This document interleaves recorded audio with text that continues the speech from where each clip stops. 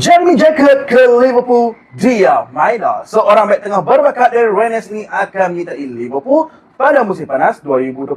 Dan bukannya sekarang Rennes memang jelas dengan pendirian mereka mengatakan bahawa mereka tidak mahu melepaskan Jacob pada jendela perpindahan musim sejuk. Hanya bersedia untuk lepaskan dia pada musim panas nanti. Dan Liverpool telah pun bersetuju dengan semua syarat-syarat yang dibentangkan oleh Rennes dan berjaya mermutamatkan perjanjian tersebut. Seperti kita tahu, Chelsea juga ada mencuba untuk dapatkan Jacob, malah ada juga beberapa kelab lain turut memantau situasi tersebut. Tapi Liverpool kini berada di barisan hadapan dan berjaya mengikat pemain ini untuk musim depan. Dan yuran perpindahan dilakukan sekitar 72 juta euro, 60 juta euro fixed fee termasuk 12 juta euro add-ons. Dan Jacob sudah pun bersetuju dengan semua terma peradi bersama Liverpool. Bagi Liverpool, ini satu langkah besar menandatangani salah seorang centre back paling berbakat di dunia yang dijangka akan menjadi tunjang pertahanan untuk beberapa musim akan datang. Dan perjanjian rasmi